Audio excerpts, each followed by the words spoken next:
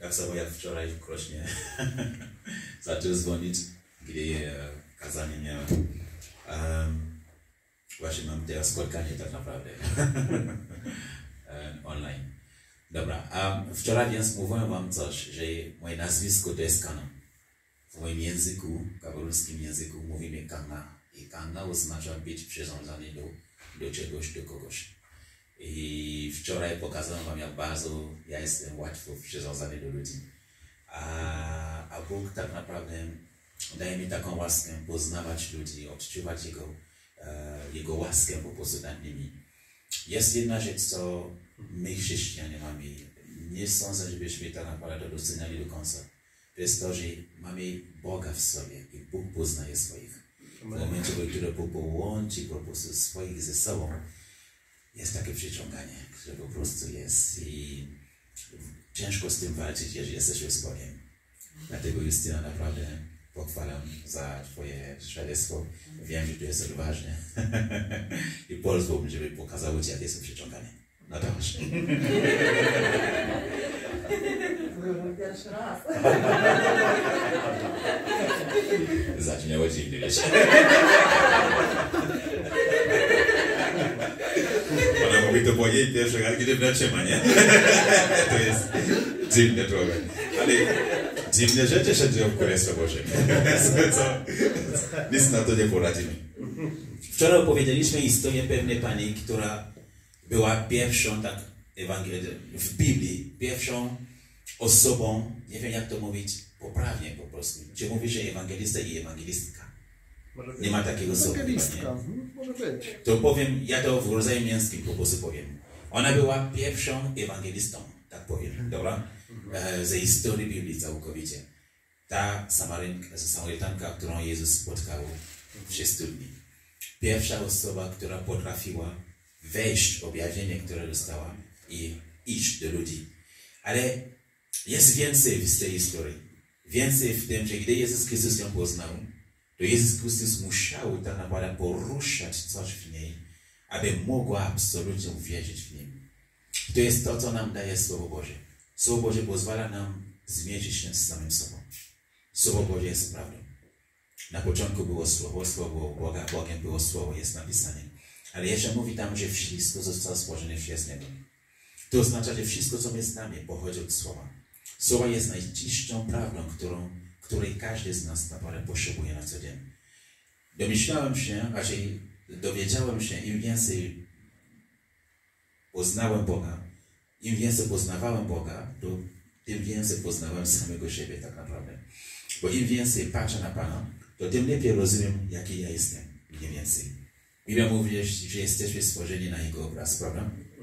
Jest wiele celów tak naprawdę Boga w nas. Wiele.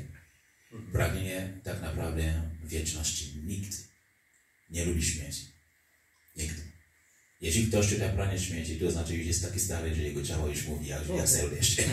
Jak za deszcz. Ale nikt szczerze nie pragnie śmierci. Na pewno nie w młodym wieku, to na 100%. Nikt nie lubi cierpienia. Bo Bóg nie cierpi. Powiedzmy fizycznie, co najmniej. Nikt nie lubi choroby. Bóg nie choruje. Za każdym razem, kiedy coś takiego nas łapie, to szukamy rozwiązania jak najbardziej, dlatego że ta część Boża po prostu nas zachęca do tego, byśmy się zachowywali jak On. Pastor tutaj starał się troszeczkę moje kazanie dzisiejszego rozpocząć przez tłumaczenie kilka fragmentów, które miał, nie wiedząc o tym. To drugi raz mi to robi, stary. Wczoraj robiłeś to samo, dzisiaj tak samo również. Rozpoczynasz moje kazanie przede mną. Ale to jest to połączenie ducha właśnie, także fajnie, bardzo fajnie. Mówił o życiu i o śmierci. O tym, że byliśmy kiedyś oddzieleni od Boga, a dzisiaj jesteśmy do Niego połączeni. Mówił o Mesjaszu i o znaczeniu to na Pana-słowie Chrystusa. Pozwól mi, żebym wrócił do tego na chwilę, dobra? My nie jesteśmy wyjątkowymi ludźmi. Nie wyjątkowi z tego, że musieliśmy mieć coś wyjątkowego po to, żeby Bóg się nami interesował. Nie. Jesteśmy tacy sami jak ci, którzy są tam na zewnątrz. Jesteśmy tacy sami jak każdy, który nie chce po prostu przyjąć Chrystusa od samego początku. Bóg nas pokochał dlatego, że jest miłością, nie dlatego, że zasłużyliśmy na cokolwiek. ale stajemy się wyjątkowymi ludźmi, gdy ta nakłada przejmujemy Jego miłość i poznajemy Go na co dzień. I to, że Bóg zamieszkuje w nas, robi z nas tak naprawdę nadludzkimi ludźmi. Rozumiemy to? Nadludzkimi ludźmi, dlatego że Stworzyciel świata mieszka w nas. A nie wiem, gdzie to wchodzi wam w głowie, naprawdę. To jest nie do pojęcia, szczerze mówiąc. Stworzyciel świata mieszka w nas. Ten, od którego wszystko pochodzi. Ten, dzięki którym po prostu wszystko ma swoje miejsce, wszystko się utrzymuje, mieszka w nas. Zatem On jest jedyny, który jest w stanie również w naszym życiu wszystko utrzymywać w swoje miejsce. Amen. To dlatego w Nim również mamy autorytet, żeby chodzić w Jego naturze. Zatem mamy moc uzdrawiać, moc po prostu, no wiecie, wiedzy i różne takie rzeczy, które nam trafiają, które ludzie na zewnątrz nie mogą mieć. Dlatego, że ten Stworzyciel świata i życia mieszka w nas. To jest niesamowite. Dzisiaj będę się starał z tego, co Pan mi włożył w sercu, tak podzielić to słowo na dwie części. Najpierw to będzie kierowane do tych, którzy do końca nie są pewni, czy są w porządku z Panem, czy nie. I to z tymi, a później będzie to pokierowane do tych, którzy są w Panu, ale jakoś tam jeszcze nie są w miejscu, do którego powinni być. Więc niech Bóg po prostu nas błogosławi. Amen. Pastor mówił dzisiaj o znaczeniu słowa Mesjasza i Chrystus. Mówił, że Mesjasz i Chrystus jest dokładnie to samo. Ja zachęcam was do tego, żebyśmy czytali historię Jezusa troszeczkę tak od początku. Chodźcie ze mną do Ewangelii Mateusza, 1 rozdziału. Nie patrzę dzisiaj, kto ma Biblię, kto nie. Ufam wam całkowicie. Bo ja widzę, jak nawet pastor Robert ma Biblię w telefonie, to nawet nie mam co powiedzieć. Nie mówię już o koledze po prostu obok niego, który po prostu patrzy na ten telefon. No, wiesz co, to jest za mały na dwóch. Żartujemy, tak naprawdę. Okej. Przeczytam od 18 wersetu do 23. Popatrzcie, co tutaj jest napisane. Mateusz, 1 rozdział. Ale co? Mogę? Okej. A z narodzeniem Jezusa Chrystusa było tak. Gdy Maria, Jego matka, została zaślubiona Józefowi, zanim się zeszli, okazało się, że jest brzemienna z Ducha Świętego. Ale Józef, jej mąż, będąc sprawiedliwym i nie chcąc jej zniesławić, chciał ją potajemnie oddalić. A gdy o tym rozmyślał, oto anioł Pana ukazał mu się we śnie i powiedział: Józefie, synu Dawida, nie bój się przyjąć Marii, twojej żony. To bowiem, co się w niej poczęło, jest z Ducha Świętego. I urodzi syna, którego nadasz imię Jezus. On bowiem zbawi swój lud od jego grzechów. A to wszystko się stało, aby się wypełniło, co powiedział Pan przez proroka. Oto dziewica będzie brzemienna i urodzi syna, któremu nadadzą imię Emanuel, co się tłumaczy Bóg z nami. Halleluja. Lubię bardzo tą historię, dlatego że gdy zrozumiałem znaczenie słowa Jezus, a potem porównałem tak naprawdę z tym, co tutaj mówią Emanuel, to zrozumiałem, że Bóg naprawdę nie jest szalony. Jest bardzo mądry. Znamy historię, prawda? Zanim wrócę do tego, prorok jakiegoś pewnego dnia obudził się tak rano, dostał takie dziwne objawienie, szedł na ulicę i zaczął krzyczeć: słuchajcie, ludzie, słuchajcie.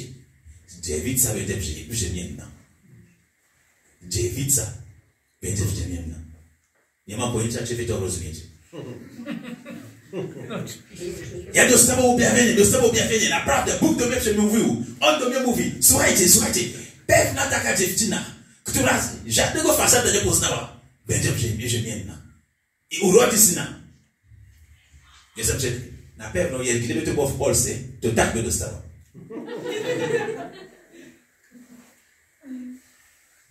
musiał mieć dużo odwagi i na pewno dużo wiary, żeby wejść na ulicę i mówić takie, przepraszam, głupoty, po prostu. Jakim cudem? Jakim cudem coś takiego może być? A w ogóle wyobraźcie, jaką wiarę on musiał mieć, żeby wejść i tak opowiadać. Jeżeli się nie wydaje, myślę, że to był Izajasz. Izajasz był w ogóle szalony po prostu. Był szalony od Boga. I z jego szalenia to Bóg dodawał wiele takich nie do końca jasnych objawień. Absolutnie. Jaka odwaga to miało być, żeby powiedzieć ludziom, że jakaś dziewica, Bóg mu powiedział, że dziewica jakaś, to po takiej wiadomości wszyscy wiedzą, że Bóg do ciebie nie mówi. Naprawdę. Po takiej wiadomości każdy wie, że te głupoty opowiadasz, nikt nie będzie ciebie słuchać. Absolutnie będziesz. Mówić, co ty chcesz. To dokładnie tak wyglądamy czasem, gdy wychodzimy na zewnątrz. Gdy my opowiadamy ludziom o rzeczach, które Bóg nam zrobił, po prostu robił w naszym życiu i tak dalej, my wyglądamy jak szaleni. I wtedy po prostu, jak już nas widzą, to już uciekają. Dzisiaj opowiada pewna babcia, po prostu uciekała ode mnie. W pewnym momencie, ludzie, jakie szosy powiedziała mi, że no ona się wystraszyła, mówię, ja ją rozumiem. Jakaś czarny punkt, po prostu do niej biegało. Ona widziała po prostu coś, mówiła, o kurczę, nie ma już, piłko do mnie przychodzi, no. Absolutnie. Słyszałem taką dziwną historię, że pewna taka kobieta, babcia, jakaś siostra mi to opowiadała, że pewna babcia po prostu zachorowała, poszła do szpitala na operację. Po prostu ją zaszczyli, po prostu wiecie, te leki, bo też by zasnęła przed operacją. Obudziła się, okazało się, że lekarz, który ją leci, jest ciemnoskóry. Otwiera oczy.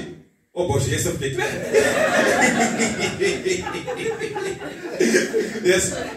Rozumiem, co się działo z tą babcią, po prostu myślałem, że piekło do niej trafi. Absolutnie. Cokolwiek. Czasami wiadomości objawienia Boga są tak dziwne, że gdy je po prostu mówimy ludziom, to mamy wrażenie, oni mają wrażenie, że w ogóle my wiemy, o czym Boga my rozmawiamy. Izajasz musiał być bardzo odważny i pewny siebie, żeby zgromadzić lud, aby opowiadać im taką głupotę. Naprawdę, bo dla nich to była głupota. A jednak słowo w słowie to się spełniało. Całkowicie tak, jak on powiedział. Bo my służymy Boga, który jest Bogiem niemożliwości. Zanim pójdę dalej, chcę Ciebie zachęcić, bracie.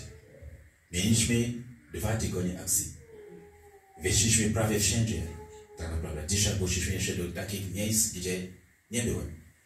Usłyszałem, co Bóg złożył mi do serca dzisiaj, by iść razem z tą młodą wojowniczką. Pojechaliśmy po prostu tak na obrzeżach tego miasta, mniej więcej. Spotkaliśmy mnóstwo ludzi. Bo ja mówię mnóstwo, tak na tą porę to mnóstwo. Ale na pewno to wiele takich zaproszeń zostawiliśmy i tak dalej. I wróciliśmy. Spędziliśmy to, co Bóg nam powiedział. Cokolwiek się dzieje, dziś czy jutro, bądź spokojny. Bo jeżeli Bóg mówi, to Bóg czyni.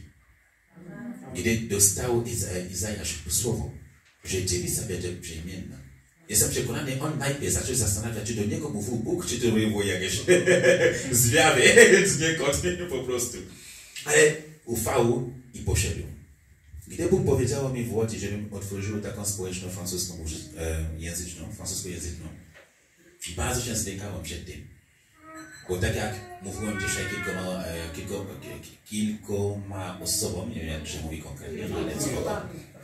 Jak kilkom osobom, kilku. Wasz język jest dziwny. Nawet my się nie zgadzamy. Ze sobą, ja wiem. Bo tam słyszę kilkoma, tam słyszę kilkom, tam słyszę kilku. Już nie mam pojęcia w ogóle, kogo ma służbą słuchać. To tu w Polsce mnie nauczono, że tam, gdzie są 2 Polaków, którzy są fachowcy, to są 3 zdania. Ja się tego dokładnie nauczyłem. Także rozumiem jak najbardziej. Ale myślę, że to jest kilku osobom. Tak jak powiedziałem dzisiaj kilku osobom, ja jestem przykładem, żywym przykładem synu marnotrawnym. To, że stoję przed wami dzisiaj jest łaską. Naprawdę to jest łaska. Ja nie zasługuję na to, żeby tutaj stać przed wami i czegokolwiek po prostu was nauczyć. Gdybym patrzył na własne życie, mniej więcej i uznał, kim tak naprawdę jestem, to ja bym siebie nie wybrałby czegokolwiek całkowicie. Ale obiecałem od wczoraj, nigdy więcej nie powiedzieć, że siebie nie wybrałbym już. Obiecałem sobie to, a to, że Bóg mi pokazał jedną rzecz. Że On nie wybiera na podstawie tego, co ja widzę. On wybiera na podstawie tego, co On wie. Po prostu. Skoro On widział lepiej niż ja, ja myślę, że na Jego wizję. Jakbym widział siebie tak, jak On mnie widzi, to bym się wybrał jeszcze raz. Tak samo, jak gdybym was widział, jak Jezus was widzi, to ja was zbawił was po prostu i jeszcze raz po prostu. Amen. Więc gdy Bóg mi dał to objawienie, żebym otworzył zbór, raczej taką społeczność francuskojęzyczną, to miałem bardzo dużo obawy, bo ja opuściłem moją społeczność afrykańską, gdy wróciłem do Pana, po tej awanturze po prostu, awanturze w świecie. Bo z nimi po prostu przebywałem wtedy na tym świecie. A więc gdy wróciłem, to po prostu tnąłem wszystkie rasy i tak dalej, to miałem taki bardzo, bardzo bogaty czas z Panem, dzięki którym ciągle budowałem. A po kilku latach cały czas wrócił do nich. A on włożył taką społeczność specjalnie dla nich. Po kilku po prostu miesiącach zastanowienia się, to w końcu to się zrobiło, ale to jest do Ciebie teraz, Michał. Na pierwszym nabożeństwie przyszła jedna kobieta, której nigdy więcej nie widział na oczy. Jedna tylko. Ona myślała, że przychodzi czarnoskóra z Kamerunu, tak jak ja, ale myślała, że przychodzi do tłumu, tak naprawdę, skoro to jest francuskojęzyczny, myślę, że wszyscy, którzy znają, na pewno przejdą. Była sama taką. Ale zaraz, Patryk, jestem sama? No tak, to wystarczy. Wystarczy. Mieliśmy nabożeństwo, poszła, zadzwoniłem kolejcy dzień następny, że przyszła, no nie, ja idę gdzie tam leje solidzi, po prostu, więc. Nie szybowałem się i to, czego powiedziałem dzisiaj milenie, jest to, że miałem około 4 czy 5 tygodni z pustym kościołem, gdy przyszedł czas na nabożeństwo po prostu francuskojęzyczne. Było puste. Stałem sam przed pustą salą. Moja narzeczona wtedy chodziła tylko na polski. Skoro nie znam francuskiego, to nie musiała. Więc została w domu, a ja sam. I co się dzieje wtedy? Nie płakałem za to, że nie ma nikogo.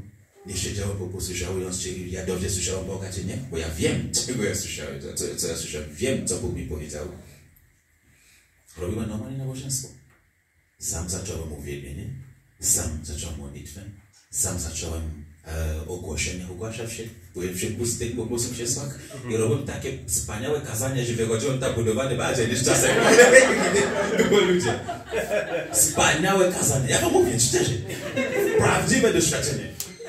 Wspaniałe kazanie. Naprawdę z takim powerem. Mówię do pustych krzeseł, mówię, Bóg cię kocha, wiesz? Naprawdę Bóg jest z tobą. Uwierz, jest tu. Ja tam widziałem ludzi, których nie było. Rozumiesz?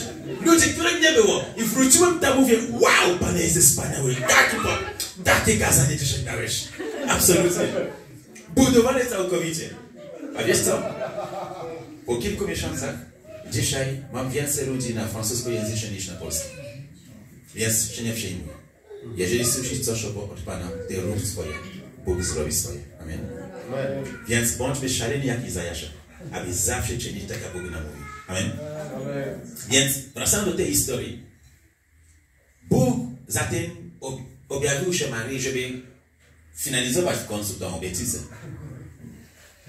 I Maria zaszła w ciąży.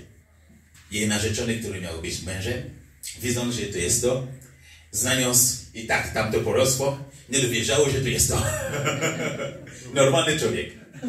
Absolutnie, normalny człowiek. Więc, bądźmy pewni, bądźmy szczerzy. Gdyby jakaś narzeczona nasza po szoku powiedziała nam, to jest od Ducha Świętego. Nawet ja bym nie powiedział. Znając proroctwo, nawet i ja bym nie powiedział. Z jakiego koloru było to biały czy czarny? Żebym wiedział, co na mnie, jak będzie wyglądało to dziecko. Więc skoro był on prawym człowiekiem, co zerwać z nią? Tak było spokojnie, po to, żeby nie było kłopotów. No i anioł mu się pojawił i tu da się robić ciekawa historia. Nie tylko, że anioł potwierdził słowa Marii, nie tylko, że anioł potwierdził słowa proroka, które nawet cytował jeszcze, gdy mu to opowiedział, to anioł dał mu nawet imię, które miał nadawać dziecku, które miało się urodzić. A to imię oznacza, powiedział, to imię to było Jezus. A Jezus, Joshua, oznacza Zbawiciel. Zbawiciel. Ale z czego Bóg nas zbawia? Z czego tak naprawdę Bóg nas zbawia? Czemu On musiał tak naprawdę przeprowadzać kogoś tu, żeby nas zbawić? A tych, którzy nie wiedzą, choć jestem przekonany, że wszyscy wiedzą, na początku Bóg stworzył Adama i Ewę. Wiemy, nie? W momencie, w którym Adam i Ewa zgrzeszyli, umarli. Ja wiem, że wielu osób zadaje sobie pytanie, jak to jest możliwe, przecież on jeszcze żył 900 lat. Ale w momencie, w którym po prostu zgrzeszyli, umarli. Umarli duchowo. Bo Biblia mówi nam, że jak tylko zjedli ten owoc, to ich oczy się otworzyły. Co to oznacza, że ich oczy się otworzyły? Czy Adam nie wiedział, że jest tutaj Bóg go stworzył niedoskonały po pozamykanymi oczami? Nie. Bóg robił wszystko doskonałe wtedy. Przepraszam, Panie, nadal robi się doskonałe. Tak nie tak, że tylko wtedy, dobra? Żeby to było jasne. Ja się nadal uczę tego języka, także spokojnie. Bóg wszystko zrobił doskonałe. Zatem, gdy Adam został stworzony, miał oczy otwarte. Musiał widzieć Ewę, żeby ją nazywać kobietę. Ona była prawie taka piękna, żeby był tak zachwycony, że jako pierwszy robił pierwsze proroctwo w ogóle Biblii. Oto mężczyzna opuści swojego ojca, swoją matkę, połączy się z żoną i oni staną się jednym ciałem. Prorokował ślub. Jak zobaczył ją po raz pierwszy, ona musiała być śliczna, ta kobieta. Albo skoro i tak nie było innej, to i tak miał być takiego śliczna. Nie miał porównania i nie miał wyboru za bardzo i tak. Także zachwycony i tak miał był.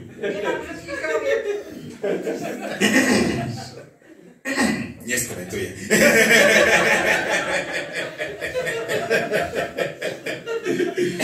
Nie ma, bo i tak naprawdę każdy lubi kogo po prostu mu się podoba, tak? Jedni tacy, a inni, wiecie. Ja wiem, że jestem przystojny, ale nie wszyscy tak widzą. No, usłyszałem amen. Toż tam się zgadza ze mną. Absolutnie. Nie wszyscy to widzą. No.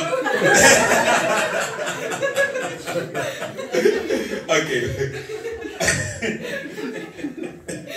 W każdym razie, gdy Adam po prostu zgrzeszyli i Ewę zgrzeszyli, to oni się odłączyli po prostu od Boga. Co się wydarzyło jest to, że zostało przerwane to doskonałe połączenie, które Adam miał z Bogiem, które Adam i Ewa mieli z Bogiem. To dlatego, jeżeli ktoś jeszcze się nad tym się nie zastanawiało, w Biblii, z mojego rozumienia, śmierć nie oznacza koniec. Bo słowo śmierć nie oznacza, że coś tam się kończy. Nasza dusza będzie żyła wiecznie. Albo z Bogiem, albo poza Bogiem. Ale ona będzie żyła. Także gdy Bóg powiedział im, że oni będą umierali, to nie oznacza, że koniec będzie po prostu istnienia. Bo nadal żyć będą. Ale w momencie, w którym się nie tak umarli, dlatego, że się odłączyli od Boga. Śmierć to nic innego niż oddzielenie. Śmierć duchowa to jest oddzielenie tak naprawdę człowieka od Boga. A śmierć fizyczna to jest oddzielenie duszy i ducha od ciała. To śmierć oznacza oddzielenie. I to po prostu Bóg który stawia się przed bardzo, bardzo, bardzo ciężkim zadaniem. Popatrzcie. Adam i Ewa zgrzeszyli. Bóg ich stworzył, zakochał się w nich, normalnie chodzili cały czas razem, pogadali po prostu. Kochał to, że Adam inspirował się od niego, żeby wszystkie rzeczy robić. No, popatrzcie, jakie dziwne zadanie Bóg mu dał, nie? Bóg, nawet przed tym, stary. Jesteś facetem, mogę mówić stary. Tym bardziej, że jestem. Bardzo młody mówię. W ogóle kocham twoje włosy. Mam nadzieję, że pewnego dnia będę miał takie białe, absolutnie. No wiesz, to będzie choćby jedna rzecz biała, którą będę miał po prostu. Do tej pory jeszcze przechodzą do mnie tak. Po prostu popatrzę na moje włosy, czy wszystko jest w porządku. Czy nie. W każdym razie mówiłem, śmierć to jest oddzielenie. Ta sytuacja stawiła Boga w takiej bardzo, bardzo takiej niezręcznej sytuacji. Niekomfortowej? Jeszcze raz? Niekomfortowej? Niekomfortowej sytuacji. Niezręcznej do końca również. Bóg stworzył człowieka z miłości. Zakochał się w człowieku, tak się mówi, nie? Tak bardzo, że polubił go absolutnie. I człowiek miał taką swobodną relację, że wziął całą swoją wiedzę, interpretację świata i wszystko od Pana Boga. To było niesamowite połączenie. Jego duch był tak wrażliwy na poznanie, na wiedzę Bożą, że on potrafił robić wszystko, co Bóg po prostu prosił go do zrobienia. Pierwsze zadanie, które dostał Adam, to było to, żeby zadbać o Eden. Ogród Eden. Teraz mówcie mi, jakim cudem miał zadbać o doskonały ogród? Ten ogród był już doskonały. Bóg to stworzył, nie było tam żadna wada. Jakim cudem on mógł o to zadbać? Co to oznacza zadbać o coś doskonałe? Słucham? Dokładnie. To tak samo jak gdy jesteśmy zbawieni, mamy dbać o to zbawienie. To oznacza tylko, żebyśmy to upięknowali. Na tyle, żeby tego nie zgorszyć lub stracić. Rozumiemy się? Żeby tego nie zgorszyć lub stracić.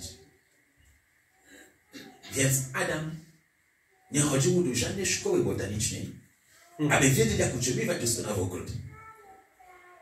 On nie chodził do szkoły, żeby wiedzieć, że to my wiemy dzisiaj. Kaktus potrzebuje dużo wody, ale banan potrzebuje. Nie, są takie kwiaty, które najlepiej po prostu liści. Same liści, tak polać wodę, tak troszeczkę, a inne najlepiej po prostu od korzeni. On o tym nie wiedział, ale musiał to wszystko otrzymywać w doskonałości. Skąd tą wiedzę miał? Od Pana, od taty, tak mówi ten pastor obecny. Od taty. Ich połączenie było doskonałe całkowicie. Miał taką inspirację, żeby nazwać nawet osobę podobną do niego, która pochodziła od niego, kobietę. Jak to pasuje do was to słowo? Naprawdę tak pasuje do was. Ja na was mówię kobietę, to wiem, o kim ja mówię. To wspaniale do was pasuje. On był taki mądry. Gdyby was nazywał krzesło, to byłoby dziwne, prawda? No tak patrzcie na mnie, tak abym nie wiedział, co ja mówię. A ja mówię kobietę, to naprawdę do was pasuje. Jak najbardziej. Więc on był tak połączony z Bogiem, że wszystko, co robił, było doskonałe. Ale w momencie, gdy zgrzeszył, to połączenie, się skończyło. I jego oczy, według tego, co mówi Biblia, się otworzyły. To jest pewna metafora. Ta metafora oznacza tylko, że w momencie, w którym po prostu grzeszyli, przestali być duchowymi ludźmi, ale zaczęli być cielesnymi. Ich oczy otwierają się, oznacza, że od tego czasu zaczęli interpretować świat po swojemu.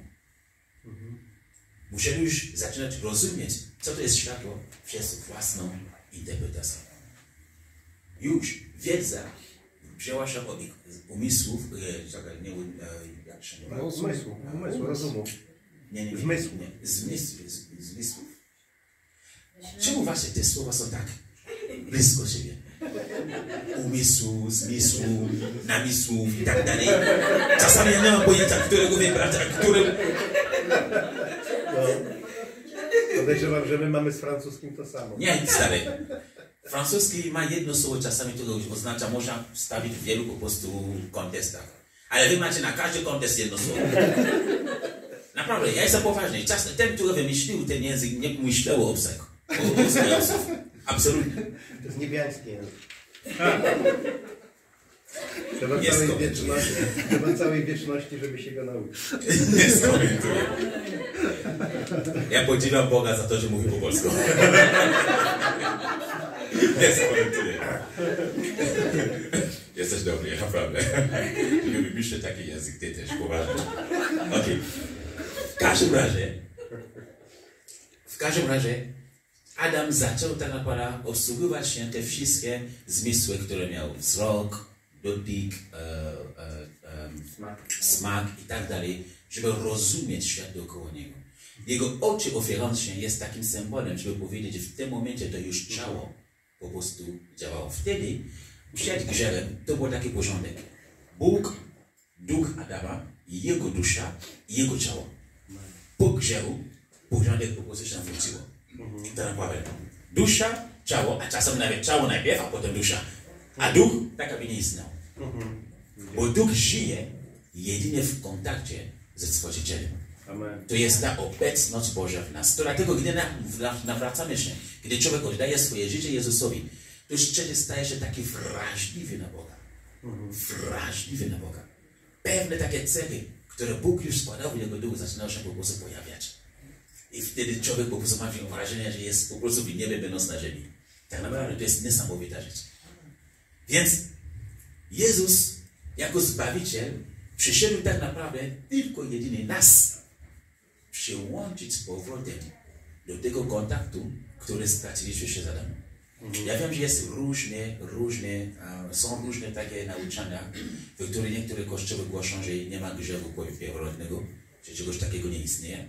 Są inne jeszcze, które wiele po prostu rzeczy opowiadają, ja je nazywam głupoty po prostu. Jak nie rozumiemy pisma, to tak po prostu możemy opowiadać co chcemy. Ale Bóg ma pewne prawa. Jedno z tych praw jest tak, że każda rzecz po prostu, która rodzi cokolwiek innego, rodzi to ze swojej własnej natury. Gdyby Adam i Ewa mieli dzieci, w momencie, gdy byli doskonali, to te dzieci byliby również doskonali. Dlaczego? Dlatego, że nie straciliby absolutnie tego kontaktu z Bogiem. Ale w momencie, w którym grzeszyli, byli odłączeni całkowicie, stracili swoją naturę duchową na cielesną, a w tym momencie już musieli całkowicie rodzić się wszyscy cielesnymi. Rozumiemy się? To dlatego rodzimy się cielesnymi. No, bądźmy szczerzy. Wiem, że kochamy wszyscy swoich dzieci, ale czasami nawet małe dzieci, którzy mają tam, jeżeli nie mówią, tylko potrafią płakać, robią nam to na złość. Wiemy o tym. Czujemy to. Że oni nie mówią jeszcze, ale na złość nam to robią. Bierzesz dziecko, przestaje płakać. Stara, nie, bierzesz, przestaje płakać. Stara, nie mów mi, że on nie wie, co robi. Grzech tam już działa. Po prostu. To już tam działa. Żadne dziecko nie idzie do szkoły, żeby uczyć się po prostu być, tak jak się mówi po polsku, żeby być po prostu zły. Bo małe takie dziecko, które po prostu zabiera zabawkę, może płakać. To jest normalne. A jak dziwnie, gdy siostra bierze zabawkę, która w ogóle nie, ona się tym nie zajmuje, zabierze się i trzeba potem stawia to obok. Nie potrafi mówić, ale nie lubi po prostu dzielić się tym, co ma z innym. Nie poszła do szkoły, żeby się tego nauczyć. Grzech w nas, cielesność w nas. Czy dzieci pójdą do piekła? Nie sądzę, bo Bóg jest sprawiedliwy. Bo oni nie mają jeszcze do końca pojęcia o tym. Ale czy ta cielesność jest niewinnych? Tak. Mimo ich nieświadomości? Tak. Jak najbardziej. Rozumiesz się? Jak najbardziej. Jest Chrystus jako Zbawiciel przyszedł tak naprawdę nas połączyć z powrotem z Bogiem. To dlatego w momencie, kiedy oddajemy swoje życie Jezusowi, coś niesamowitego po prostu się dzieje. Bóg przychodzi zamieszkać w nas. Połączenie pomiędzy naszym Bogiem i Bogiem stało się po prostu odnowione. Jeżeli śmierć zatem oznacza oddzielenie, to życie oznacza połączenie. Jeżeli śmierć oznacza tak naprawdę ostąpienie po prostu od Boga. To życie jest tylko jedynie jednoczenie z Bogiem. Cieszmy się tym. I pielęgnujmy to. Bo to jest stan doskonałego po prostu ducha. I każdy z nas, który oddał swoje życie Jezusowi, jest absolutnie doskonały w swoim duchu. Dlatego każdy chrześcijanin musi wiedzieć tak naprawdę o swoją tożsamość, żeby potrafić wiedzieć, jak pielęgnować po prostu to, co mamy. Często po prostu nie wiemy, kim jesteśmy, nie mamy pojęcia o tym, co my mamy tak w naszym duchu i żyjemy i tracimy nawet te zalety rzeczy po prostu, które w nas są. Bo nie wiemy, kim jesteśmy. Nie wiemy. Słuchajcie, ja jestem czarnoskóry, prawda? Urodziłem się w kraju, gdzie słońce jest jak najbardziej. Wiecie, jak my się zachowujemy, gdy słońce parzy? My się chowamy. Jaki byłem zadziwiony, gdy widziałem, jak Polacy po prostu idą do słońca, leżą normalnie, tak. Leżą, balają. Prawdziwa historia. Ja tego nie zrozumiałem. Naprawdę, bardzo długo mi to zajęło, żeby zrozumieć, że słońce parzy jak parzy i oni idą do parku, normalnie się tak i palą. Gdy słońce parzy, ja uciekam. Uciekam od tego. Jesteśmy różni. Ty już jesteś opalony. Nie rozumiałem waszej natury. Słucham? Ty już jesteś opalony, a my się opalali. Tak, a my nadrabiamy. Dobre. Myśmy doszli do doskonałości. Taka dziewczyna pewnego dnia zadała mi pytanie. Jak ty to robisz? Jak ty to zrobiłeś, że jesteś taki czarny? Małe dziecko, nie? Z mamą obok. Pyta, mama zaczyna się śmiać. Patrzę na mamę, na to, żeby mama mnie jakoś tam obroniła troszeczkę. Nic. Ona się śmiała. No to patrzę na dziecko, mówię, no to wiesz co? Żeby tobie to było łatwe, posłuchaj. Gdy moja mama mnie urodziła, byłem biały tak jak ty. Ale jej to się nie spodobało za bardzo. Wsadziła mnie do mikrofalówki. W taki sposób po prostu mnie złożyła tam. Ręce tak połączone, nogi tak połączone. Włączyła do pewnego stopnia, a potem odłączyła. Wiesz, to spalone i tutaj nie spalone. Człowiek uwierzył. Mama była już normalna na podłodze. Całkowicie. Ja mam nadzieję, że później jej to tłumaczyły, no bo to nie była moja sprawa. Absolutnie. A dlaczego wam opowiadam to o palaniu się? To dlatego, że nie zrozumiałem, jak wy możecie kochać słońce. Nie zrozumiałem tego. Póki nie spędziłem pierwszą zimę w Polsce. Byłem taki głupi. Pierwszy raz w życiu widziałem na oczy śnieg. Cały czas widziałem tylko w telewizji. Ale pierwszy śnieg, który ja czekałem na to śnieg, żeby włączyć to. Czekałem. Mówiłem, bo ja przyjechałem we wrześniu. Wiecie, to jest autumn, ja się mówię autumn, jesień. I wiem, że zaraz będzie zima, nie? Czekałem z niecierpliwością po prostu na pierwszy śnieg. Jak tylko zaczął padać pierwszy śnieg, naprawdę, wszedłem z pokoju w akademiku, po prostu wszedł na zewnątrz, wow! I...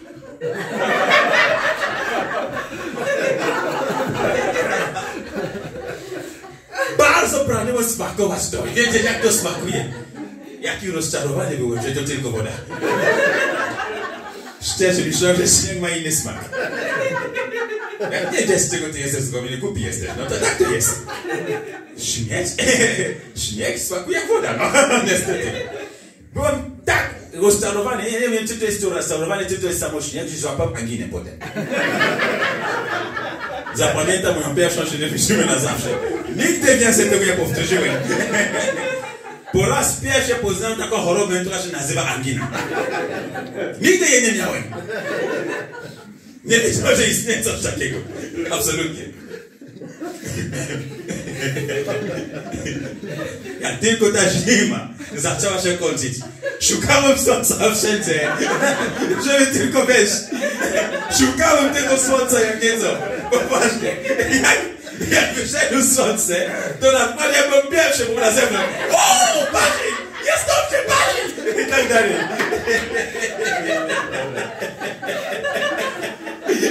Zrozumiałem, czemu kochacie słońce.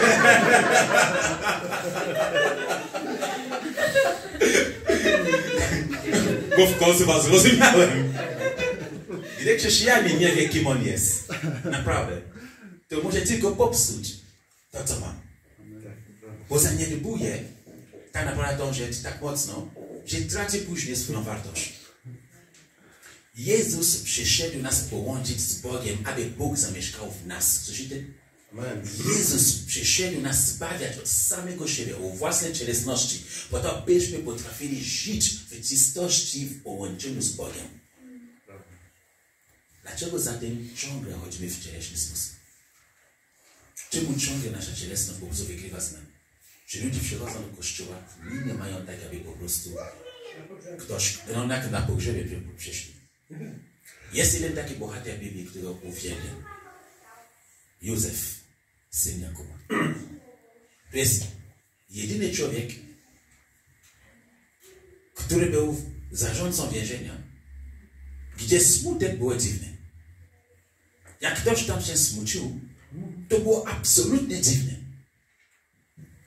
Biblia nam opisuje, że on był zarządcą i gdy pewnego czasu dwóch takich facetów smutni przyszedł zapytać, czemu jesteśmy smutni? Teraz, ja chcę, żebyście to widzieli. Czasami jak czytamy Biblię, to po prostu idziemy w i zapominamy, nie łapiemy teraz do końca, co tam mówi. Oni byli w więzieniu. Oni byli wrzuceni w więzieniu. To byli wesosce po prostu postanowili służyć Faraona, którzy nagle utracili swoją pozycję i znaleźli się w najgorszym po prostu miejscu, które jest. Oni byli pod nawet po prostu statusu niewolników. Oni byli w więzieniu. Nawet niewolnicy są na zewnątrz. A ty przechodzisz, widzisz ich smutny i zadajesz pytanie, czemu ty jesteś smutny?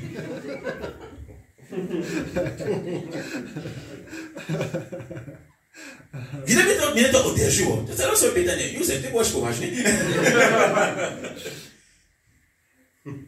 A Bóg mnie objawił. Właśnie dlaczego tak mu ufam. Bo facet potrafił rozprowadzać taką obecność Bożą w tym miejscu, że radość wypełniała po zwierzenia. Tam u niego smutek był dziwną rzeczą. Więc czemu chrześcijanin, który ma o wiele lepiej niż Józef, chodzi smutny? Tylko dlatego, że cielesność często bierze po prostu górę. Tylko dlatego, że my się skupiamy na to, tym, kim my nie jesteśmy. Bo gdy oddajesz swoje życie Jezusowi, jesteś najpierw duchowym człowiekiem. Poproszę was o jedną rzecz. Zamknijcie na chwilę oczy. Wszyscy zamknijcie na oczy na chwilę. Proszę, patrzcie na siebie, jak Bóg na was patrzy. Przyszedł sam na tę ziemię, po to, byście byli z Nim połączeni. Oddał własną krew, po to, byśmy nigdy więcej nie byli samotni. Cierpiał z samotności, z waszego oddzielenia tak bardzo, że sam składał własne ciało jako ofiarę, po to, żebyście wy nigdy nie poznali, czym jest samotność. Popatrzcie, jak Bóg was docenia. Popatrzcie, ile jesteście na Nim warci, żeby sam umierał. Bóg umierał. Bóg umierał. Ten, który nas nie potrzebuje, żeby być szczęśliwy. Ten, który nas nie potrzebuje, żeby być spełnieni.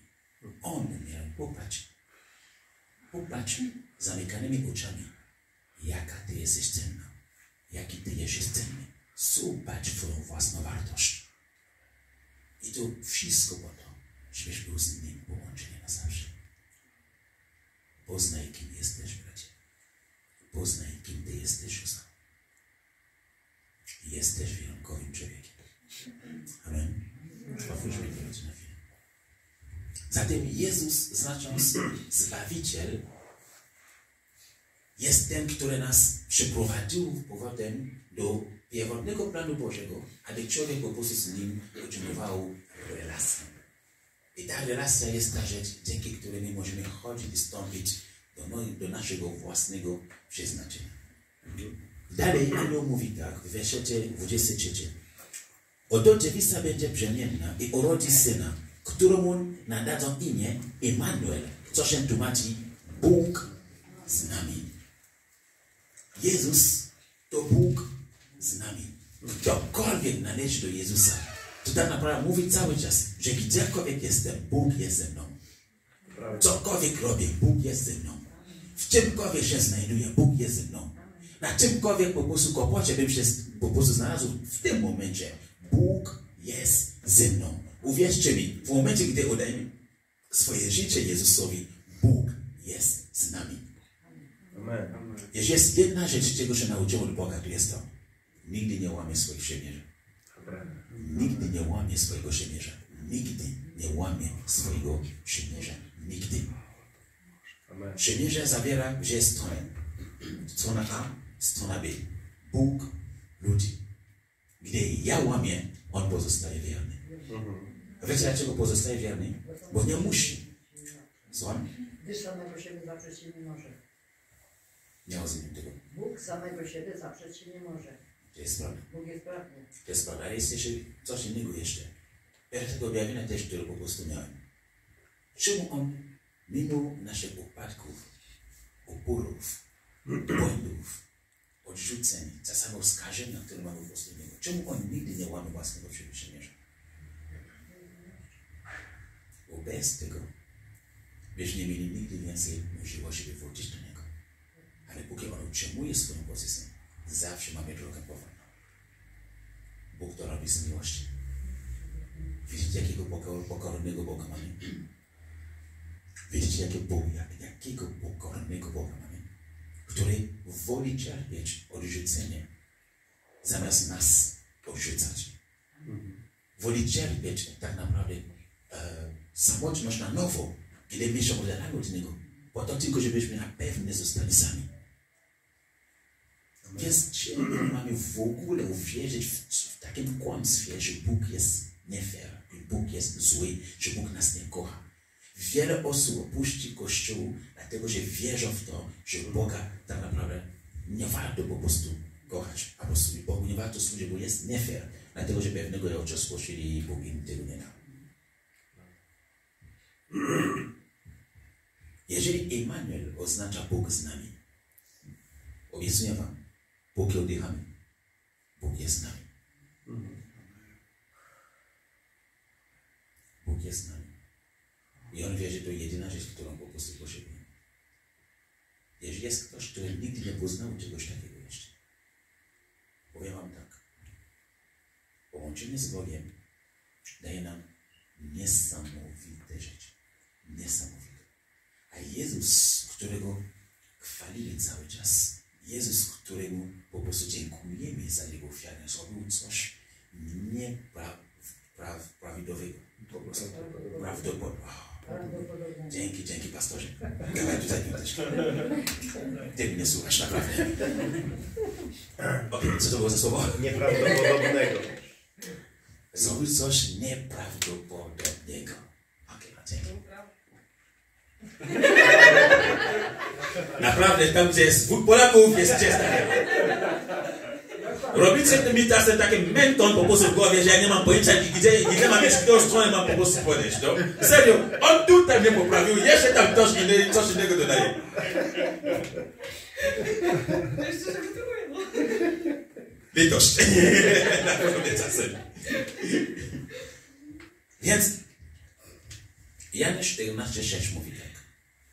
Ja jestem drogą, prawdą i życiem. Ktokolwiek chce dojść do Ojca, musi przyjść przeze mnie. Ojcze, słyszę, ale potrzebuję pomocy. Za każdym razem, gdy myślę o tym, co to oznacza, to bierze mi po prostu wyłąsa, bo gdy poznamy prawdę, to jest takie objawienie, które nie tylko nas połączy z Nim, ale robi z tego, żeby po prostu się poddajemy. Prawda nas nie tylko uwalnia od kłamstwa, ale prawda nas uwalnia od samego siebie, byśmy do Niego należeli jeszcze bardziej. Prawda uwalnia nas od cielesności, byśmy potrafili szczerze honorować Boga jak należy i żyć po swojemu. Bóg mówi, Jezus, przepraszam, mówi tak. Ja jestem drogą, prawdą i życiem. Nikt nie dochodzi do Ojca, tylko że przeze mnie. Co to oznacza? Skoro grzech nas oddzielił kiedyś od Boga i z tego oddzielenia człowiek zaczął budować własne przeznaczenie. Bo cielesność robi z tego, że ten Pan jesteśmy już pokierowani przez Pana, ale pokierowani przez samego siebie. Nasz ego tutaj bierze po prostu górę. I nasze wybory są nasze inspirowane po prostu przez własne uczucia, własne tak naprawdę namiętności, nie ma pojęcia i tak dalej. Jezus mówi, że On jest drogą. Ale On jest drogą do czego?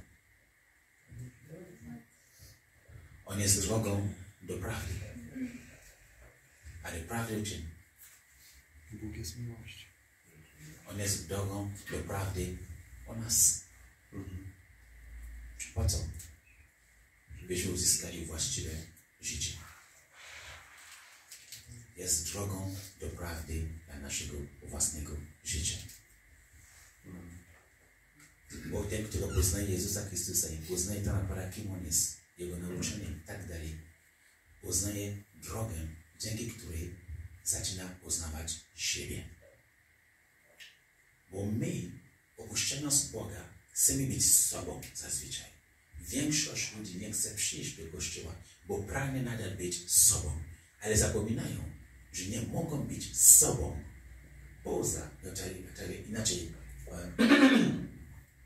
nie mogą być z sobą odłączeni od tego, który ich stworzył. Dlaczego? Bo Bóg jest naszym stworzycielem. Jako stworzyciel, On nam nadaje pewne znaczenie, już zanim nas stworzył. Ja to tłumaczyłem kilka dni temu po prostu. Mówiłem o czymś takim, że Bóg jest architektem, który zanim coś robi, już wie, do czego to jest przeznaczone. Twoje życie jest przypadkiem. Nie przyszedłeś tu na ziemi tylko dlatego, że mama i tata tam się gdzieś tam się spotkali. Okej, ja jestem wypadkiem w pracy. Bo na pewno mnie nie planowali. Absolutnie. Ja im zaskoczyłem. Tak bardzo mnie zaskoczyłem, że się rozeszli. Tak bardzo, że do tej pory nigdy w ogóle się nienawidzą po prostu. Co na mnie moja mama i mojego ojca i właśnie się nie lubi już konkretnie. W każdym razie, ja dla nich byłem wypadkiem, a dla Boga nie byłem. Wiecie dlaczego? Gdy Bóg dał im, Adama i Ewę, moc kreacji życia przez nich, to nadawało jednocześnie przeznaczenie na każde życie, które po prostu przez nich wyjdzie. Bo Bóg nie robi rzeczy na niby. On zawsze ma plan. Wie, o czym myśli, wie, do czego po prostu idzie. Także twoje życie ma pewne przeznaczenie, które się znajdzie tylko jedynie przy Twoim Stworzycielu. To ma sens? Tak samo jak gdyby krzesło mówiło, to krzesło powiedziało, że je używanie właściwie tylko tak, jak zaznaczył Stworzyciel krzesła. Gdybyśmy nie wiedzieli, jak krzesło jest do życia, ja wam zapewniam, żebyście szli do tramwaju z krzesłami na głowie, dlatego, że jest ciepło, albo dlatego, że pada deszcz. Zobaczcie sobie ludzi w tramwaju, zamiast siadać, po prostu krzesło na głowę, po prostu paką, żeby się jakoś tam ochronić od deszczu. Kupię, nie? Bo znamy już, do czego krzesło po prostu służy. Krzesło zna swoje znaczenie na podstawie tego, co Stworzyciel po prostu dał. Tak samo jak i Ty jesteś przeznaczony do czegoś konkretnego, które tylko Twój Stworzyciel może Ci dać. I to Bóg. Jezus mówi, że On jest drogą do prawdy o siebie. Jest tutaj wśród nas kilka młodych ludzi, którzy szukają swojej drogi jeszcze po prostu życia. Nawrócony czy nie nawrócony. Szukamy często po prostu znaczenia naszej po prostu obecności na tej ziemi. Nie ma wcześniej, ona się znajduje u Jezusa. Bo jeżeli Jezus Ciebie stworzył, On wie, Milena, dlaczego Ty jesteś dobry. On wie, dlaczego Ty jesteś wrażliwszy na taką rzecz, a nie na tamtą inną. On wie, dlaczego Ty jesteś bardziej po prostu zbliżona do robienia tego, do myślenia w taki sposób, niż inaczej.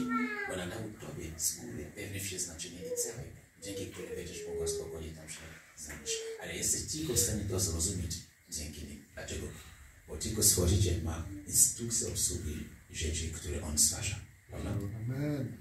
Amen. To, że mamy wolność wyboru, nie daje nam wiedzy o naszym wyborze. Z góry. Wolność wyboru nie oznacza, że wiemy, jak wybierać. To tylko oznacza, że możemy. Ale nie to, że koniecznie potrafimy. Amen. Więc ktokolwiek zatem oddaje swoje życie Jezusowi. Jeżeli tutaj znajdzie się ktoś, który tego jeszcze nie zrobił, to wraca tak naprawdę do swojego Stworzyciela, który ma instrukcję obsługi swojego życia. To wspaniale. To daje poczucie bezpieczeństwa, w którym wiesz, że jesteś w właściwym miejscu. Robisz właściwą rzecz. I cokolwiek by się zdarzyło, ty wiesz, że jesteś w właściwym miejscu. To dlatego powiedziałem Ci, póki słuchasz tego, co mówię Ci, ale jestem w właściwym miejscu. Absolutnie. Nie masz się czego obawiać. Amen. Amen. Bóg jest taki dobry, że się są nas nam Chrystusa, byśmy potrafili odnaleźć drogę do własnego spełnienia się. Jest ci młodzi, którzy mnie słuchają. Marcina, Gabrisza, moja droga tutaj, Milena, Ania. Gdzie jest Ania? Ania. Jest coś niesamowitego, co Bóg ma na każdy z nas. Błagam. Błagam. Skupcie się na nim. Skupcie się na nim. W jaki sposób możemy chodzić tą drogą? Droga do naszego życia. Tylko poprzez wiarę, zaufania i uwierzenia Mu. Bo to jest niemożliwe, byśmy potrafili chodzić z kimś, któremu nie ufamy, któremu nie wierzymy i być w nim w jedności. Bóg powołuje nas do tego, żebyśmy wspólnie spełnili przeznaczenie, które już z góry przygotował na nas. Ale to nie jest wiadomość tylko jedynie dla młodych. Też dla starszych. To nie dlatego, że masz 69 lat. Zosia? Oj, Przepraszam, że oskarżyłem. Ale wiem, że jesteś z tego dumna, dlatego mogłem. I tak cię nazywam kochana, a nie stara. Dobra? Żeby to było jasne.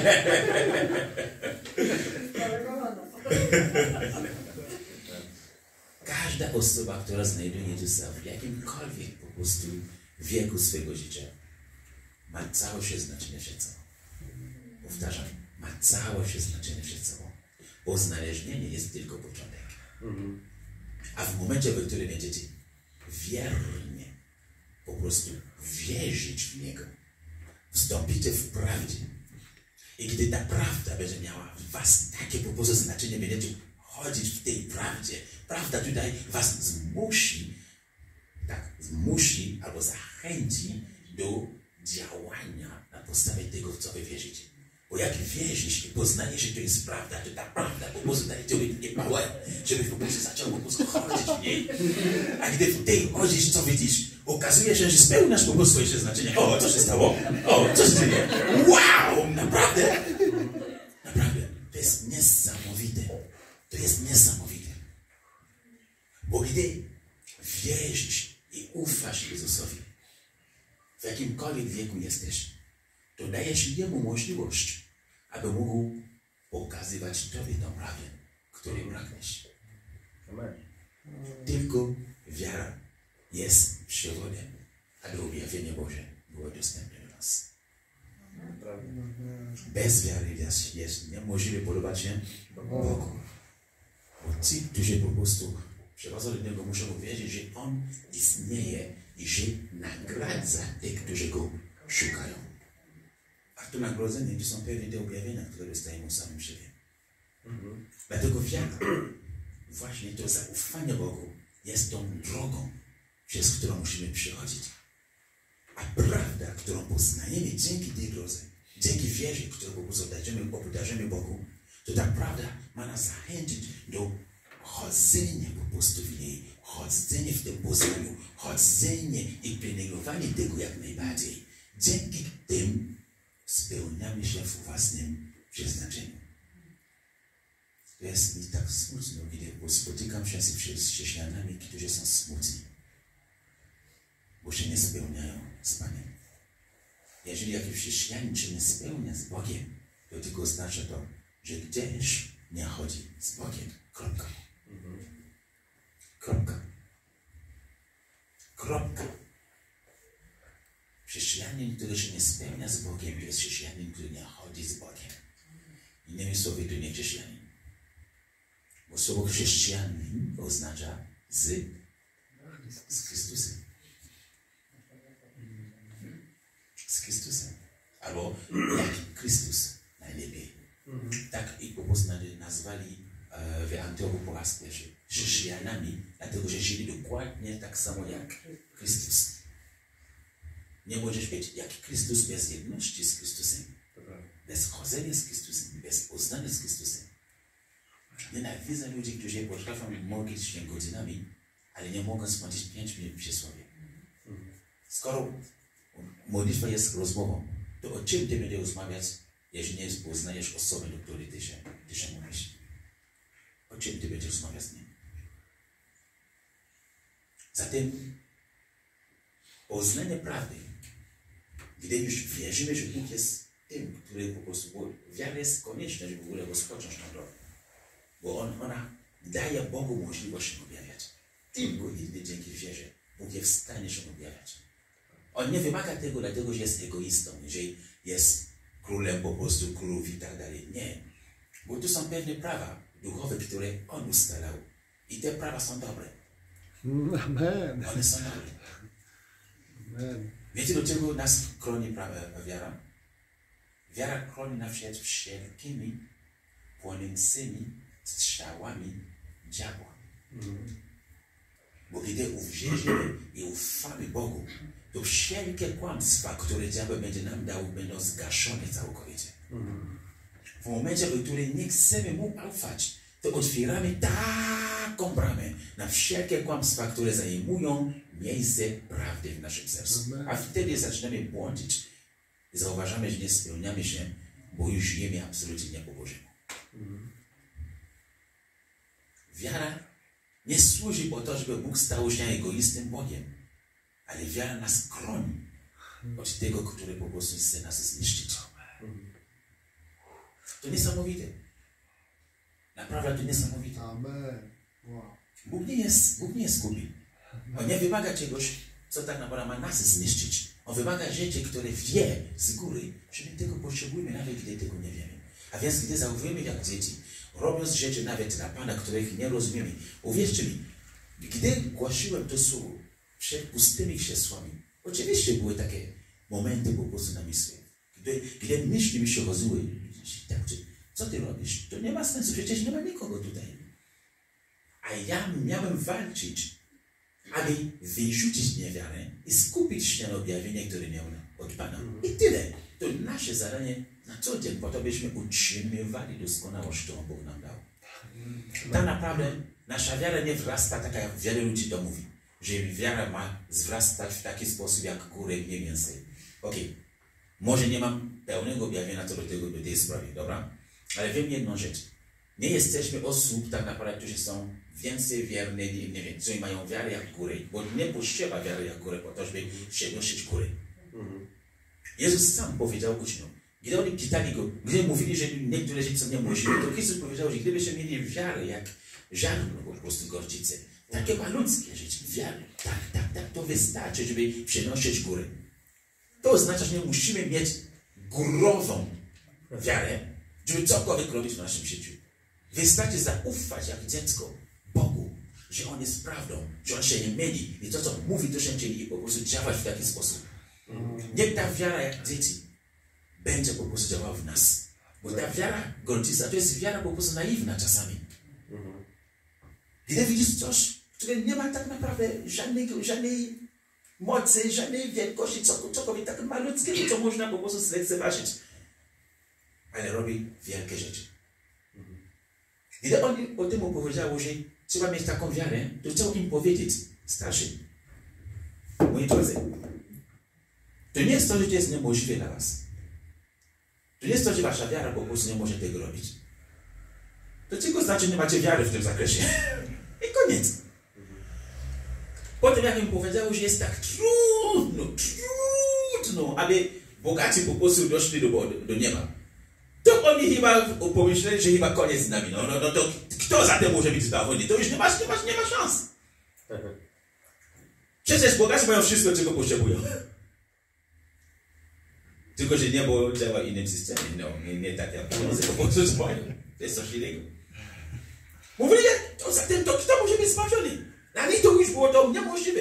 Bo gdybyście mieli taką wiarę, w tym zakresie akurat macie zero wiary. Więc czego ja odkrywam ostatnio? Nie mam jeszcze pełnego objawienia, ale mówię wam to, o czym myślę, dobra? Co ja odkrywam ostatnio? Odkryję, że chrześcijanin, który wierzy po prostu w Bogu, musi walczyć codziennie, aby obniżyć poziom niewiary w nim. A nie walczyć, żeby pomnożyć po prostu miarę swojej wiary. Nie, bo wiara oznacza tylko jedynie wierzyć Bogu. Zaufać Bogu. Po prostu mu zaufaj. Kiedy te pytania przychodzą, to nie jest twoja wiara, która wzrasta, to tylko w tym momencie, gdy pokonasz po prostu te momenty, to jest nie wiara, która po prostu obniża się w twojej głowie. Bo otrzymujesz się po prostu objawienie, które masz. To dlatego potrafiłem głosić po prostu pustymi krzesłami ze szczęśliwym sercem. Bo skupiałem się na objawieniu, na słowie, które ja dostałem, żeby po prostu to czynił.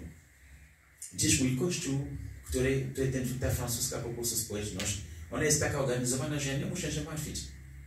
Jak mnie nie ma w Nigerii, jest ktoś, który głosi słowo. Za mnie. Jutro będziemy piątek, nie będziemy w kościele w Łodzi. Ale ktoś od francuskiego będzie prowadził spotkania, w których po prostu mieszane są te dwie społeczności, i polskie, i francuskie. Bo znajdują się tam ludzie, którzy mówią też po polsku. Więc Bóg tak mnie błogosławił tam, że gdy tam idę, ja odpoczywam. A gdy idę do polskiej społeczności, to muszę pracować bardziej. No wiecie, no. Nie ma lekko. Trzeba czasem pracować. Trzeba czasem pracować. Ale ja się cieszę, że jest taka okazja. A więc ta druga część teraz dla tych, którzy mają te kłopoty szczerze z utrzymywaniem swojej doskonałości. Bóg nas powołał do tego, żebyśmy byli wolni. Ta wolność jest przede wszystkim wolność od cielesności.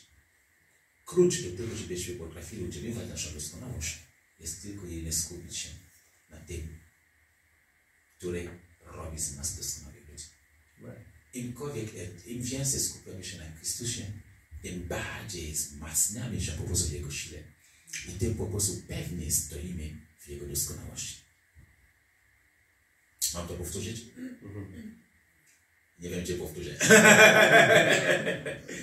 Im więcej tak naprawdę skupiamy się na Jezusa, tym bardziej wzmacniamy się tak naprawdę w Jego sile, w Jego naturze, po to, żeby utrzymywać Jego doskonałość. To jest niesamowita rzecz.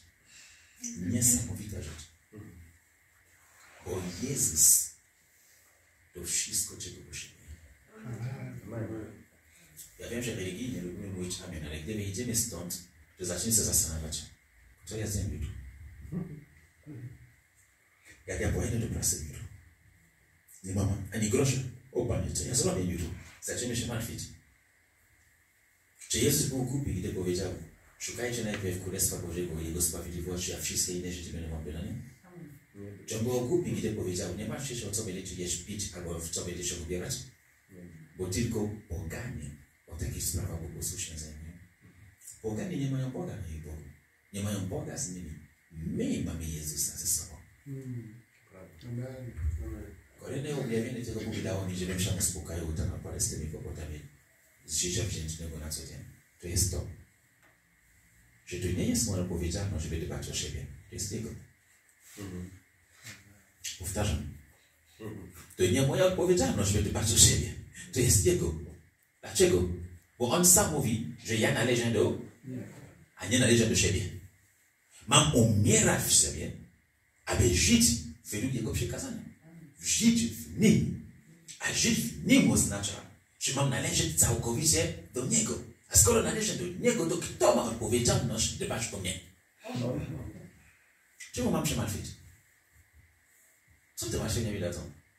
Absolutnie nic. Dam wam żywy przykład. Przed tym spotkaniem wziąłem torebkę i poszedłem do samochodu Michała. Bo od wczoraj wolę się o to, żeby Bóg dał mi słowo. Mi nic nie mówił. Nic. Absolutnie nic. Na spotkaniu w Krośnie dało mi słowo kilka godzin przed spotkaniem. Dał mi obraz, widziałem po prostu formę, na którą mam się skupiać. I na spotkaniu dodawało już miałem komplet. A dziś nic, było sucho. Nic nie dostałem, ale czułem się dobrze, lekko, spokojnie, bo ja mu ufam. Poszedłem do samochodu. Zacząłem tak, Panie, co się dzieje? Ja tam mówię, a to w ogóle nie ulewasz, no. Co się dzieje? Nic nie dostałem. Absolutnie nic. To skoro się pomyślałem sobie, że to nie jest moje zadanie, żeby zadbać o mnie, ale On zadbać o mnie. Mówię, okej, dobra, i tak Ci ufam. Skoro chciałeś, żebym był, skoro chciałeś, żebym tutaj zgłosił słowo, to Ty będziesz miał to słowo. A ja przyszedłem tu, to wtedy zacząłem się po prostu wypełniać. No, mogłem tam świadczyć, za każdym razem powtarzaliśmy, że on po prostu zaczął pisać po prostu rzeczy, które dostawałem od Pana. I te rzeczy już opowiadam. On ma na zadanie dbać o nas. I wiecie, co jeszcze Bóg mnie nauczył? I to będzie naprawdę dziwne dla tych, którzy mają kłopoty, żeby Mu zaufać. Bóg nigdy się nie spóźnia. Powtarzam. Usłuchajcie naprawdę bardzo uważnie. Bóg nigdy się nie spóźnia. To, że nie chodzi według Twojego czasu, nie oznacza, że On się spóźnia. Rozumiecie? O Panie, ja muszę mieć męża. No wiesz co, jak ja muszę mieć męża? No widzisz, 30 lat mam już. Ja muszę mieć męża. Co się dzieje z Tobą? No już od 5 lat ja u męża się modlę, a Ty mi nic nie daje. Nie. On się nie spóźnia. On się nie spóźnia. Czasami jesteśmy niedojrzali do pewnych rzeczy. A gdyby Bóg nam je dał, to by nam nie pomógł. Raczej by nam popsuł bardziej. Czy to nie On mówi, że nie da się po prostu świętym rzeczom, nie daje się święte rzeczy po prostu są się świniom? Nie rzucam do perły ukryć świniom. Dzięki. Ja to interpretowałem po swojemu. Ale dziękuję Ci za prawidłowe po prostu i tak dalej. Dziękuję. To nie oznacza, że jesteśmy sami lub świniami, dobra? Ale jeżeli Bóg nas nie zachęca, żebyśmy byli nieodpowiedzialni, żeby dać ludziom rzeczy, na które oni nie zasługują w tym momencie. Myślicie, że On będzie taki nieodpowiedzialny wobec nas? Często jest to, że nie mamy odpowiedzi, albo nie mamy tak naprawdę rzeczy, które my pragniemy dziś, dlatego że nie jest jeszcze ten czas na to. My często chcemy iść, po prostu skoczyć tak z jednej, jak chodzimy na schody, ja się nazywam te punkty po prostu schodowe. Stopnie. Kto to powiedział? Dziękuję Ci, Kasiu. My często chcemy skoczyć po prostu od 0 do 5 po prostu stopnia schodów. Bóg tak nie działa. Bóg tak nie działa. Myśmy doszli do 5, musimy zaczynać od 1. Czasem to się wydaje nie fair, a ja Wam powiem, że to jest bardzo fair. Bo jeżeli jest tyle dziur w naszym życiu, że my się znajdujemy tam do 5, w tym 5 będą takie doświadczenia, które będą wymagały tak naprawdę doświadczenia, które byśmy mieli w tych progach po prostu wcześniejszych. I ich brak zrobi to, że na 5 my się zniszczymy bardziej. Rozumiemy ten obraz mniej więcej? To ma sens? Tak. To dlatego Bóg się nie spóźnia. Bóg się nie spóźnia. Mówi Wam ktoś, który nie jest żonaty. I wie, że Bóg się nie spóźnia. Bóg się nie spóźnia. I mam naprawdę taki pokój. I tutaj się nie chwalam, mówię wam prawdę. Mam naprawdę taki pokój w tym zakresie. Nie szukam kobiet. Nie szukam. Naprawdę poznaję bardzo śliczne dziewczyny. Są takie, które wiem, że gdybym tylko powiedział, wiesz co, ja ciebie pragnę, to już bym był żonaty po prostu za tydzień. Gdybym tego pragnął, ale nie szukam tego. Dlatego, że nauczyłem się i uczę się nadal tego cały czas, by ufać Bogu i być w Jego czasie. Póki nie mówi, iść, Patryk zostaje. Patryk zostaje. Nie ma to znaczenia, jeżeli żonę będę miał po 50. To oznacza, że dopiero wtedy zostałem dojrzały na tyle, żeby mieć żonę. Ale wtedy dopiero będę błogosławieństwem dla niej. Po co mi żona, dla której tak naprawdę będę działał? Bo nie jestem przygotowany na to. Mówi wam ktoś, kto przez to przechodzi. Tak, czasami mam takie ataki samotności, jak każdy. Tak, czasami mi się chce po prostu być absolutnie uporządkowany w wszystkim, ale moje życie tak naprawdę jest odpowiedzialnością Bożą. I ja się tym uspokajam. Skoro On jest odpowiedzialny za mnie, nie mam o co się martwić. Amen. Amen. Tak samo jak i Ty. Tak samo jak i Ty, kocham. Tak samo jak u każdego z nas. Tak samo jak u każdego z nas. Widzicie? Należy do Jezusa Chrystusa. To jest takie bezpieczeństwo. Niesamowite. Niesamowite. Naprawdę niesamowite. Dajcie mikrofon. Ja słyszę, co tam mówisz normalnie.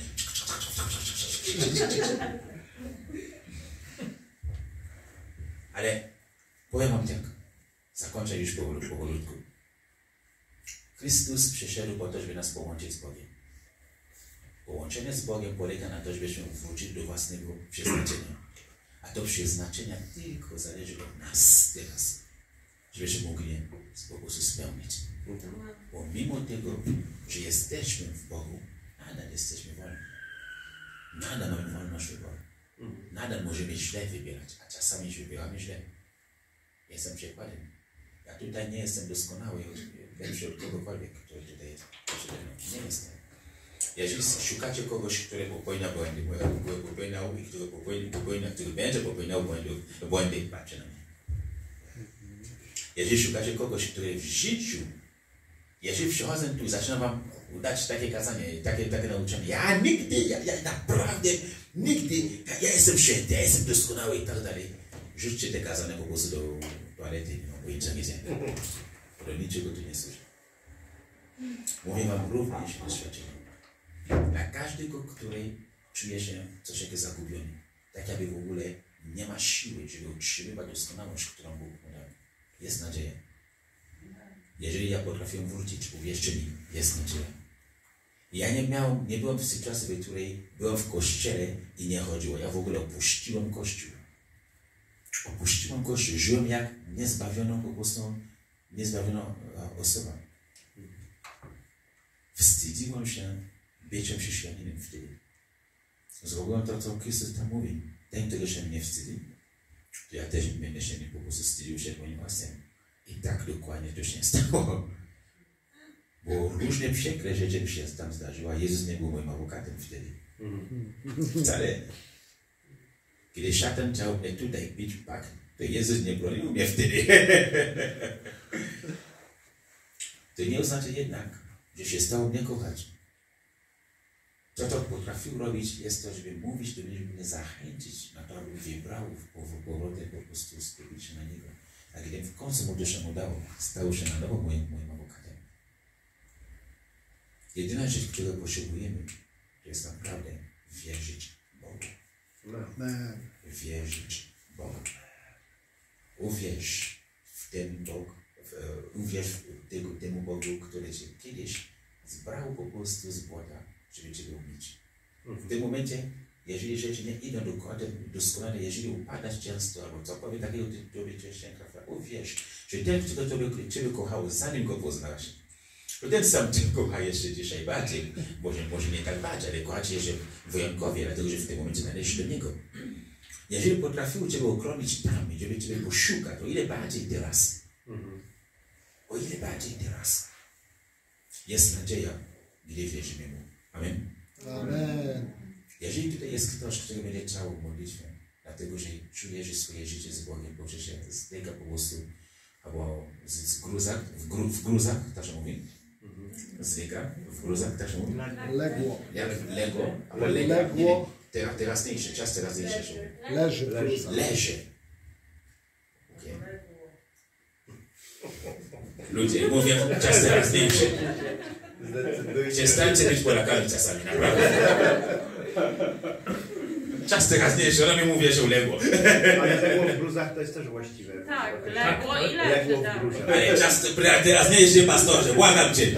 To Ty mi powiedział leży, teraz zmienisz własne zdanie. Jeden człowiek dwie rzeczy, różne po prostu ze sobą. Witamy w Polsce. Lekko leży i gra. Przez 18 lat nadal się odkrywam to miejsce, uwierzę. Legło i leży. Jeżeli czujesz, że Twoje życie z Bogiem leży w gruzach, nie martw się. To jest Jego odpowiedzialność, żeby Ciebie stawiać w całości. Ty zaufaj Mu na nowo. Wróć do ścieżki, której zawsze znasz, które są Twoje, które ufasz. Ufaj Mu. Uwierz Mu. Jeśli jest tutaj ktoś, który przychodzi, dlatego że ma ciężkie takie doświadczenia i te doświadczenia to na Pana robią to, że coraz mniej wierzy w Boga i tak dalej. Zofia, Ty jesteś naprawdę elementem, ja Ci mówię, jesteś.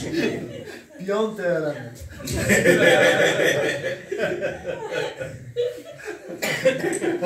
Gdybyś nie była zbawioną osobą, to ja bym zadał pytanie, co Ty tam robiłaś? Serio. Chodzę z Zoszo na ulicę. Mówię, musimy iść teraz po drugiej stronie, do drugiej strony. Jest tutaj jeżdża. Ona nie patrzy, czy samochód jedzie, czy nie jedzie. Angażuje się byt, normalnie. 2 razy muszę się zatrzymać, potem samochód jeździ rozjechał. Mówię, idziemy, to idziemy. To się nazywa wiara. Tak. Nieważne. To polega na to, że ja nie jestem Bogiem. Mój idziemy, tu nie jest to samo idziemy, co Jezus. Nie. Uwierz w Jezusa w taki sam sposób. Idziemy, nie ma sprawy, idziemy. Ale ze mną to popatrz jeszcze, proszę, bo nawet pilnuj się. 2 razy. Za pierwszym razem myślałem, że to jest przypadek po prostu. Za drugi razem już mnie, normalnie już, ona po prostu mnie przekonała, że to nie jest przypadek. Że to jest Zosia po prostu. A może chciałam, żeby się do Ciebie przytulić. Nie mam się, masz mnie cały czas, spokojnie. Możesz zawsze to robić. Lubię się przytulić, nie ma sprawy. Okej. Słuchajcie więc, jest nadzieja nawet gdy jest źle. Jest nadzieja nawet gdy jest źle. Bóg się nie zmienia wobec nas, dlatego że Go padamy. Amen. Nie zmienia się od miłosnego Boga dla nas do sędziego, który tylko chce nas zniszczyć. Nie. Amen. Chrystus powiedział, że nie przyszedł na świat, żeby potępić świat, ale żeby zbawić. A my jesteśmy tym światem. Amen. Więc te wszystkie oskarżenia, które słyszysz w twojej głowie, nie zasługujesz na Jego łaskę. Jesteś kłamcą, hipokrytą i tak dalej. To są kłamstwa. Wyrzuć to jak najdalej po prostu od siebie. Dzisiaj przyjdź i zjednocz się na nowo z swoim Panem. Zjednocz się na nowo ze swoim Panem. Uwierz Mu. Powiesz Mu jeszcze na swoje serce. Powiesz Mu, Panie, znam od początku rozpocząć to nowo. Jeżeli czujesz, że gdzieś zabłądziłeś tak mocno, pokochałeś pewien taki grzech, z którym chociaż walczysz, ale nie idzie Ci i czujesz się po prostu brudny, niegodny. Kto to powiedział? O, kochana, naprawdę, dziękuję. Wcześniej to na mnie mowa uległa, nie? Że poprawiła, super. Pięknie, dziękuję. Niegodny. I tak dalej.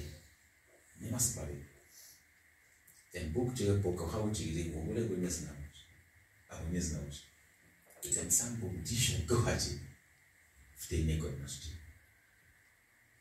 Bóg mówi, i to jest jedno z tych rzeczy, które Bóg dał mi dzisiaj i z tym zakończyć, że Sprawiedliwy to jest ten, który żyje z wiary. Jesteś tu dlatego, że twoja wiara nadal istnieje. Jesteś tu dlatego, że ta wiara nadal działa.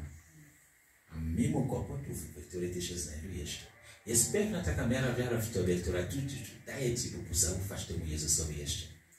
Inaczej, dla Chrystusa jesteś nadal sprawiedliwym człowiekiem.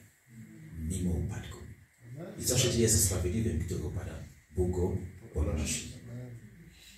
Przyjdź i zyskać twoje podnoszenie dzisiaj. Mamy aż czek pastorów. Halleluja. Czek pastorów. Dwóch wybitnych. Jeden z białymi włosami, to cała wiedza. U mnie w Afryce, gdy ktoś ma takie kolory, po prostu on jest skonsiderowany jak jakiś po prostu szaman, no wiecie. I normalnie gurus, że wszyscy po prostu wiedzą. Wszyscy idą do niego po radę. Dziękuję Bogu za to, że poznałem tego pastora Roberta. To będę miał moją bibliotekę, do której będę mógł iść normalnie z wiedzą. O wiedzy, tak naprawdę pytać. Macie aż 3 pastorów tu, co najmniej 3. Macie naprawdę dużo łaski dzisiaj od Pana do tego, żeby oni mogli się za was pomodlić. Będziemy 3 tutaj stanąć i każdy może przychodzić do kogokolwiek chcesz. Nie martwcie się, mamy tego samego Boga. Jeżeli tutaj przerażam kogoś, że jestem za bardzo ciemny, to idź do tych białych. On ma i białe włosy, i biały kolor skóry. Jak mu ufacie, idźcie do niego. Mamy tego samego Boga. Naprawdę. Nie musicie wszyscy przychodzić do jednego. Musicie ufać też, że Bóg nie używa. Jeżeli chcecie, to przyjdziecie, też będę mógł się pomodlić. Jedno jest rzecz jeszcze. Mam jeszcze 3 minuty. Jedno jest rzecz. Jeżeli się nie zdecydujesz, jeżeli ty się zrykasz, nie mów później, że to jest wina Boga. Jeżeli nie odważysz się, aby robić ten zwrot i wrócić do właściwej ścieżki, nie mów, że Bóg ciebie nie rozumie, że Bóg ciebie nie zna, że ciebie zaniedbuje. Zacznij od wierzenia Mu. To wtedy dopiero wkroczy do tej drogi i przejmij Jego prawdę. Wtedy będzie w stanie tak naprawdę chodzić w nim. A wszystko, co Bóg ci powie dzisiaj podczas tej modlitwy, przyjmij i działaj na podstawie tego. Jeśli jest ktoś tutaj, który nigdy nie oddał swoje życie Jezusowi, który nie wie, jak to jest bycie lekkim, uwolniony, wspaniały, po prostu chodzący jakby w chmurach będąc na ziemi. Jeżeli takiego uczucia jeszcze nie poznałeś, zapraszamy również. Będziemy pomagać Tobie, aby znaleźć tego Pana. Będziemy poznawać Boga. Będziemy Ciebie akompaniować troszeczkę do tego, ale te wrażenia, uczucia będą Twoje. Obiecuję jedno. Masz serce otwarte dzisiaj. Jezus je wypełni do syta i nawet i ponad. Amen. Więc odważnie, proszę, ktokolwiek, jak tylko skończę teraz to kazanie, ktokolwiek będzie miał ochotę przyjść do przodu i dać się napełnić na nowo.